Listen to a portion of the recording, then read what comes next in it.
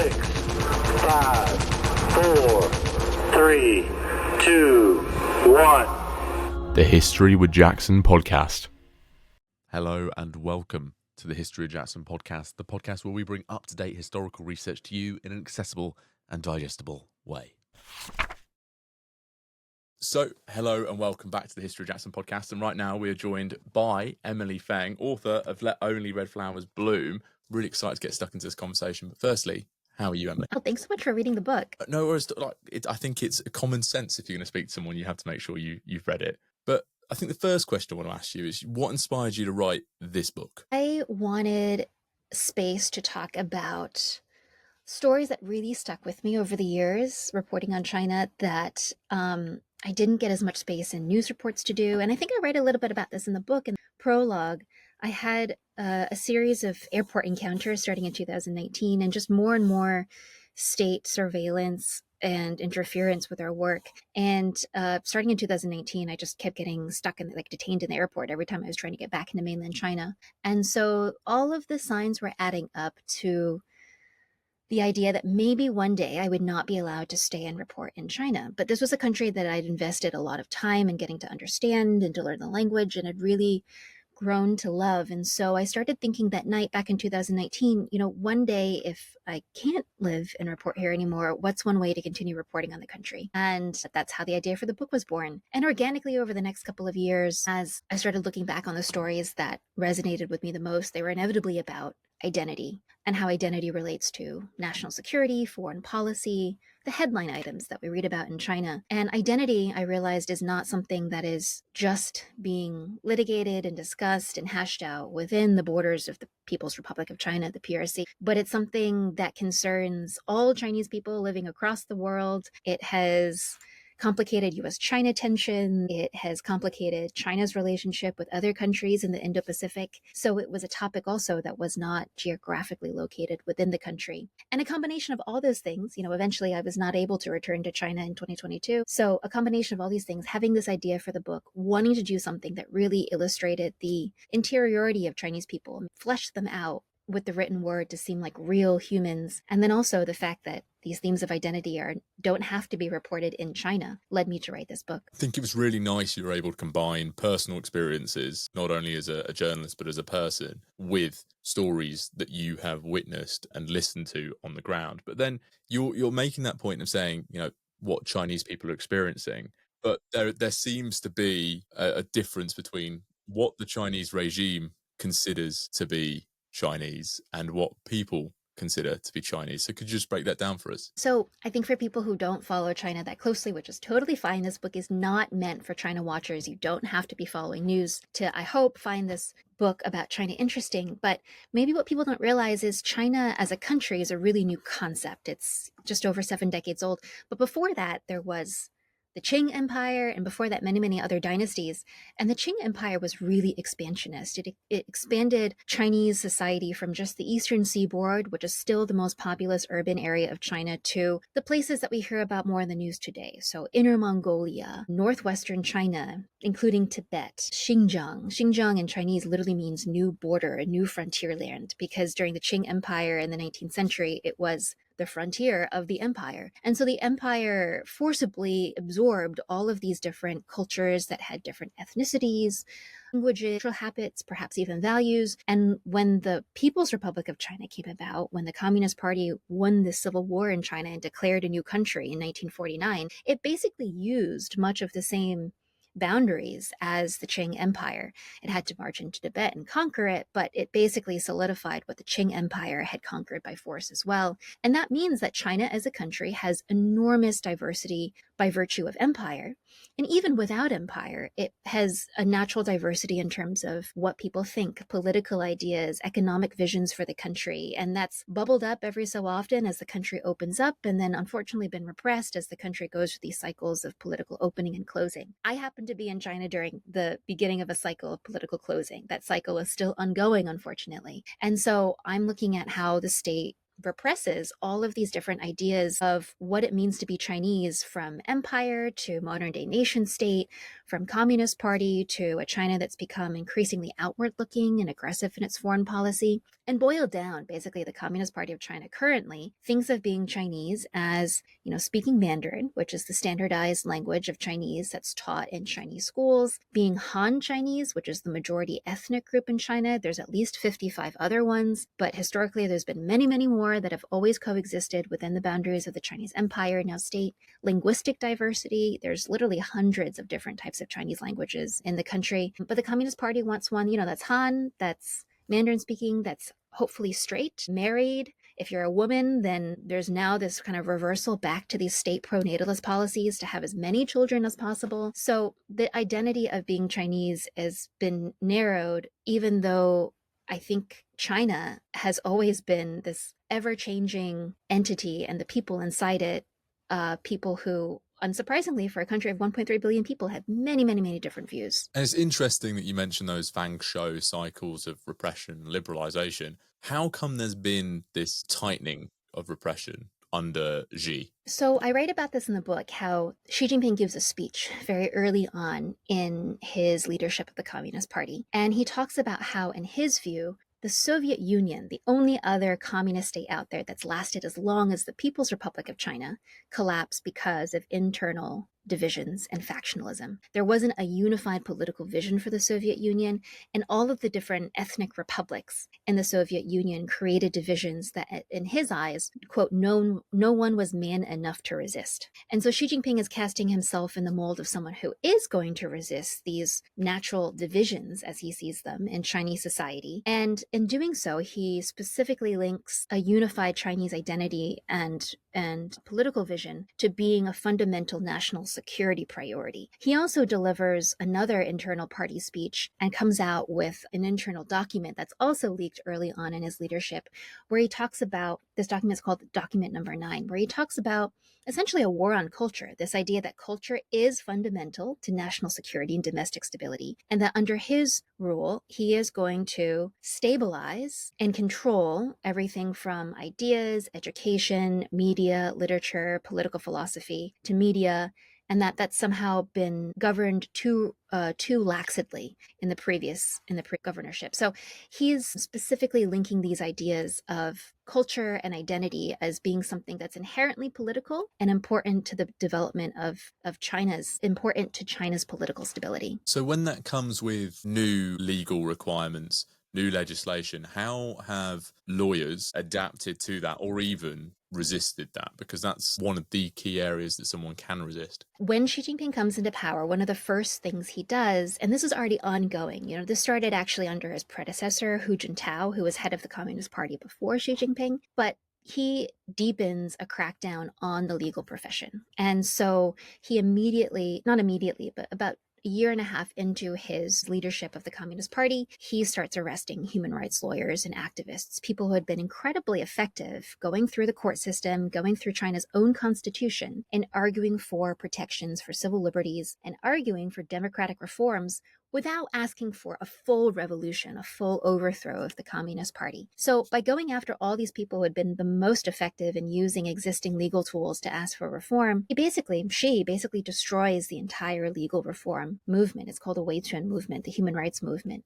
in China. And since then, we've seen also incursions in free speech, in the free press, which never really existed, but the space for that has completely disappeared in China since, for academic freedom, for political expression. All of that has shrunk dramatically, but it started first with going after lawyers. So with this legal profession being dismantled, then how are people who are on the periphery of what China or Xi considers Chinese, how are they being able to fight or claim the civil liberties that they used to enjoy before this crackdown under Hu Jintao? People might be surprised. There was an incredibly robust legal movement within China, which had many, many supporters within the government itself to do things like protect the environment, to help people whose land had been seized illegally for state building projects, to at least get fair compensation for their land. There were court cases that helped people ensure workers' rights and address workers' abuses. There was talk about about trying to establish independent labor unions in China to protect all of the new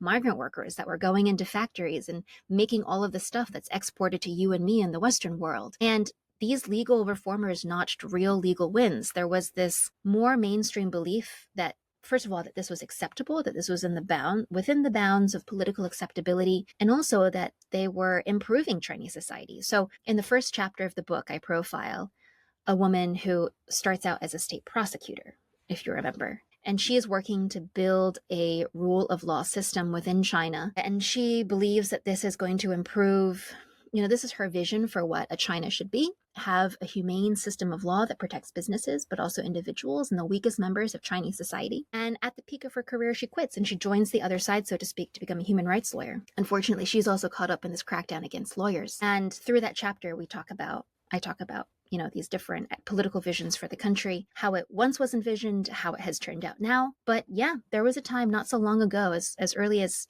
15 years ago, where people were regularly taking government entities to court and winning. And Yang's story about how she swapped sides was incredibly fascinating, about how she started protecting people as well. But then when the regime is investigating and trying to target some of these people who it classifies as dissenters and going against the regime, what mechanisms are they using to do so? It changes as the book progresses. So some people protest, some people use the courts. One woman I profile who is trying to rescue her father from an anti-corruption campaign in the second chapter goes through the court system. But the problem is that she can't even find lawyers who are willing to represent them because the lawyers will get in trouble for taking their cases. There are people who start trying to escape China.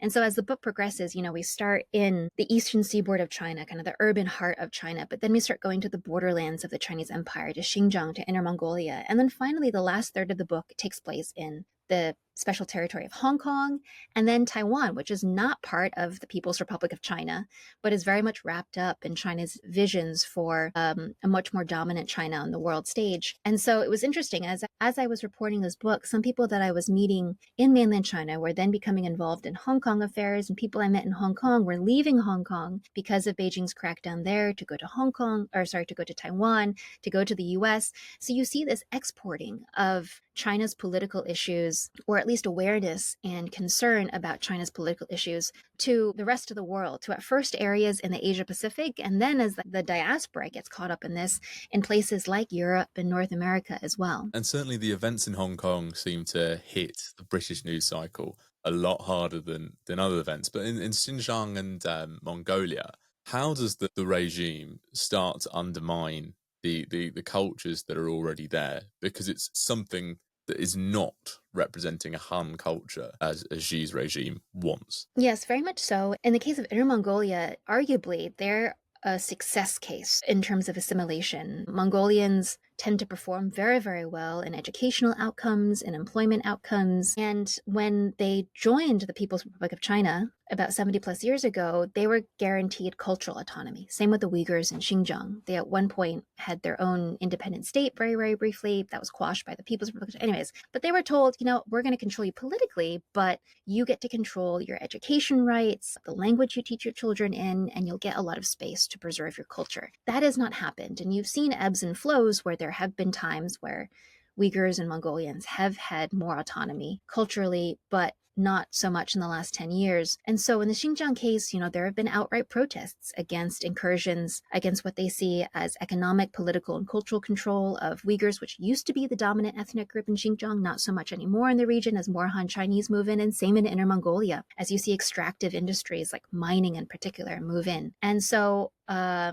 cover in the book the state's crackdown on Uyghurs as they tried to push back against more political controls, and also in Inner Mongolia, which for the most part has been very, very peaceful. They have not protested as much as other ethnic groups in China, but the red line for them has been language. They want to preserve their language. It's something they're very, very proud of. And finally, when the state comes out and under the guise of education reform, textbook reform, to limit the amount of hours that Mongolian children get to learn in Mongolian versus Mandarin, parents finally protest. But for people who are listening to this, I want to emphasize the way that I decide to tell these stories is through people. So it's about people's stories, how their lived experiences beyond the policies, beyond the headlines are impacted by these policies, and through their eyes see how all of this dissent unfolded and how it ended up. Yeah, and I think that was a really powerful way to look at how Xi Jinping's regime targets or undermines these people's civil liberties. Because too often, I think, with the anti-corruption campaign, you focus on the tigers, the people at the top of the branch, as opposed to the people at the bottom of the branch who are being targeted in these campaigns. So how is this affecting everyday people in their ordinary lives? It has trickled down to every level of Chinese society. And when I say it, I specifically mean the resurgence of the Communist Party. Its governance, its vision for Chinese society has been resurgent. China has this kind of weird government structure. There's the government and then there's the party. And often the people in the government are also the party officials. So it's basically one and the same. But over the last few decades, as China boomed economically, there was a retreat of the party. There was a much bigger emphasis on policy, on the government hat, if you will, over the Communist Party hat that officials wore. But under Xi Jinping, there's been an upsurge in the importance of ideology again, an importance in party structure and philosophy and informing how the government functions. And that's trickled down to how individual people live their lives, what their children study in school, the media they consume, the responsibilities they're told they have as citizens, and what they're expected to do given the more tense, as China puts it, national security situation that they're facing and the greater trade and political tensions they face with the US. So, I argue, and this is why I focus on the individuals and not necessarily on famous people in the book, that what the party is concerned with and its whole obsession with identity is very much affecting people at the grassroots. And then when these people are trying to talk to other people about their experiences or share their experiences with different groups across China, how are they being able to do that? But then how is the regime being able to kind of monitor that? Part of it is they have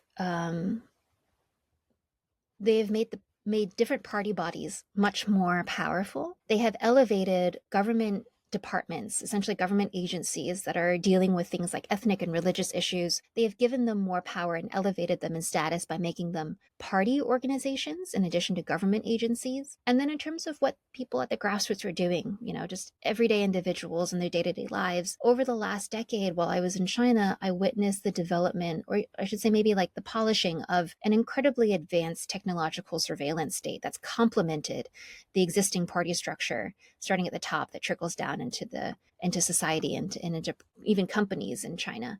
And so a combination of both being able to monitor people to a much greater degree and strengthening party organizations that percolate throughout Chinese society have allowed the government more visibility into what people are doing and to control what people are doing. When they're protesting against party decisions, government decisions, how are they protesting? Because I think it's a bit of a misconception that we have in the West that people don't protest in China. There's ways to show dissent without taking to the streets. Certainly, some people still take to the streets. I think we saw that in November 2022 when there were protests against COVID controls in China, and that helped end those long-running COVID controls in China. But people resist in their own way. They might be choosing to learn a language and to teach that to friends and their own children, even when that's not allowed in school anymore, or to take on court cases, legal cases that other people are not willing to take on, and finding ways to kind of get around local government controls in order to take on those cases, to emigrate sometimes to other places to continue that advocacy, even if it's not in the borders of the People's Republic of China anymore,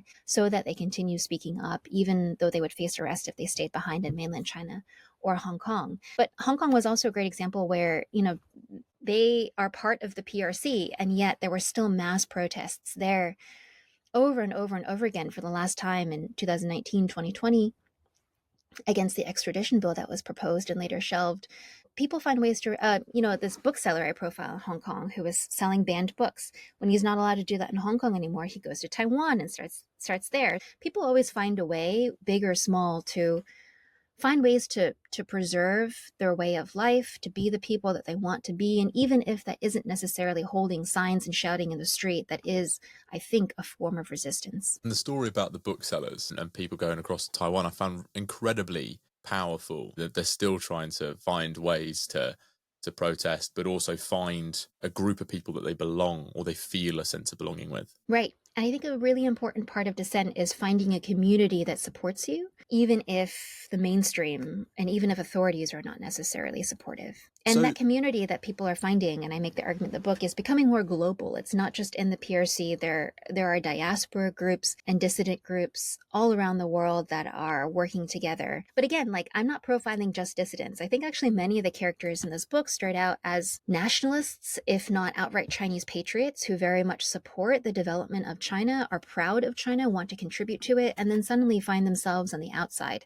because of who they are. And I did find that idea of some people still considering themselves Chinese whilst also maintaining their Uyghur identity or their Mongolian identity, but that being at odds with the regime's perspective. Yes, and I think that's just been an explicit policy redefinition of Chinese identity and ethnic policy in China, where it used to be a very Soviet model. You had a patchwork system where you had different ethnicities and languages and cultures, but everyone got their own little autonomous region within the greater People's Republic of China, and you were politically loyal, but you got to keep your cultural identity, but your political identity was Chinese. And now that's been explicitly rewritten. The new ethnic policy in China, not to get too into the weeds, is you can only have one identity, and we're going to get rid of this kind of patchwork quilt theory of identity that we borrowed from the Soviet Union. Ironically, Chinese ethnic policymakers have modeled their new identity policy after this very American idea of having a melting pot, so that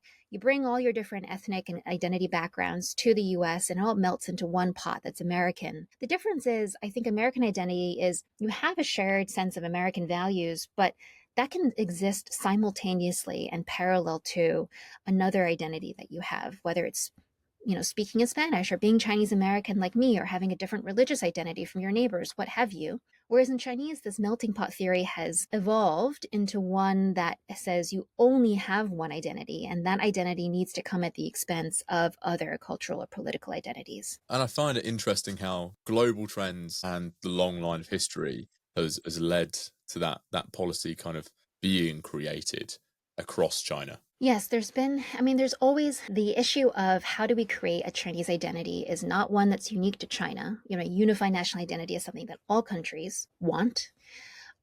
It's one that China has talked about from the beginning of being a modern nation state, because they knew they were inheriting such a diverse empire, essentially, from the previous Qing Empire that had fallen decades earlier. And at times it wasn't so important. Economic growth was the priority. And now as China becomes more insular, as it starts to focus much more again on domestic and national security, the identity issue has become more salient and more central in the public eye. And then on the other side of the Taiwan Strait, how is this being explored in Taiwan with people who are escaping Hong Kong, mainland China, but then also those people have come across with the nationalist government? So Taiwan is so complicated, but it is so central to this debate about Chinese identity. I think a lot of news coverage in Taiwan has talked about the fact Taiwanese identity is evolving and that a lot of people don't exclusively see themselves as Chinese anymore in Taiwan. More and more people think of themselves as exclusively Taiwanese. And one thing to realize about Taiwan is it is not China. It is so different from China. And though many people on the island can trace their ancestry back either several decades or several centuries to people who originated on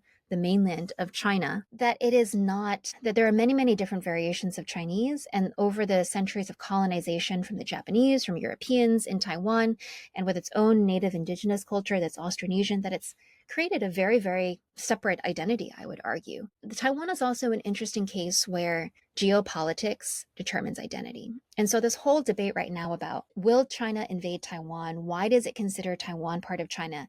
That comes down to, what is China as a country? So Taiwan is officially called the Republic of China. Taiwan is just the island that the government of the Republic of China is located on. That confuses people when they look at Beijing, which says that it is the government that runs the People's Republic of China. So the whole tension between China and Taiwan comes down to dueling interpretations of who represents the country of China and what exactly the country of China entails. The Republic of China in Taiwan argues that it is the seat of power that oversees a country whose boundaries include all of modern-day People's Republic of China, plus the country of Mongolia. And the People's Republic of China in Beijing says they are the legitimate rulers of a country called the PRC that includes, Xinjiang, Tibet, and its current boundaries, minus Outer Mongolia, the country of Mongolia.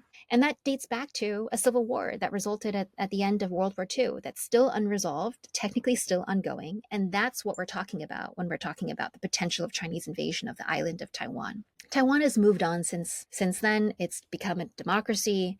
It's really, really kind of embraced this organic Taiwanese identity that's always been there, but constantly evolving and absorbing a lot from Chinese culture. And it also absorbed, up to 1 million Chinese refugees who are coming from China at the end of the Civil War in China. So it has a lot of migration now from China. And so it's all very, very complicated. And I think one of the reasons why I chose this character to emphasize this point was a young Chinese student who finds himself in the midst of these questions of geopolitics and identity and migration in Taiwan when he studies at a Taiwanese university and decides to become a dissident, a critic of Xi Jinping, and expects that Taiwan is going to embrace him wholeheartedly because he is embracing their democratic, anti-Chinese Communist Party values. But it turns out Taiwan is not very friendly to refugees, despite being an open society. And through his experience, he's still in Taiwan now. I think he finally now has status in Taiwan, or after a decade.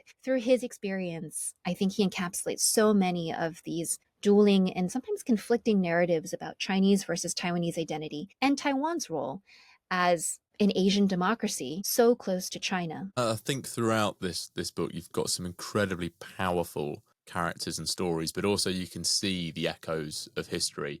I think it's a really nice time to ask you a final fun question, as we do for all guests here on the podcast. You've met these people who you've written about. You've had some fantastic experiences in China and as a journalist. So I wanted to ask you, what's been your favorite experience as a journalist? I've had a lot. I mean, the great thing about China is it's a big country, but it's really, really easy to get around. There's amazing public infrastructure, and it's basically pretty safe, other than getting detained and the police coming after you.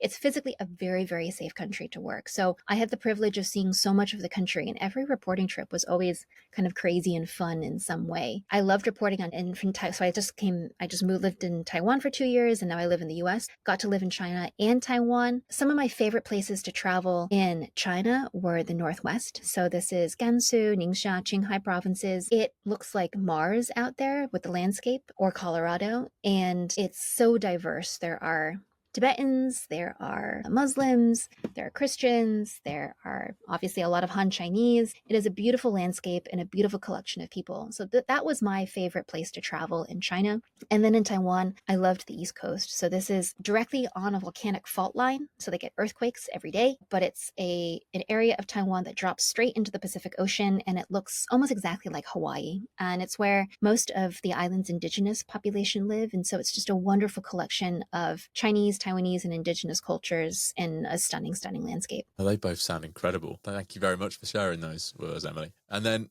obviously people have listened to us talk about a tiny fraction of the stories that you have in your book. So where can people buy Let Only Red Flowers Bloom, Identity and Belonging in Xi Jinping's China? If you're in the US, you can get it off bookshop.org. You can go directly to the Penguin Random House website and order an ebook, an audiobook, a physical book there. You can listen to the audiobook on Audible or Spotify. If you're outside of the US, unfortunately, you basically have to order through Amazon or through a bookstore if they are carrying physical copies. Well, I'll make sure there's a description in the link, a link in the description below, so people can go around and grab a copy. And then where can people go if they want to interact with you and your work online? They can go to the NPR website. They can listen to all my reports there. I've got a website, emilyfeng.me, and my contact information is sprinkled across the web, so it's actually very easy to reach me as well. Fantastic. Well, thank you very much for coming on, Emily. I really enjoyed that. Thanks so much, Jackson. 10, 9, 8, 7, 6, 5, 4, 3, 2, 1. The History with Jackson podcast.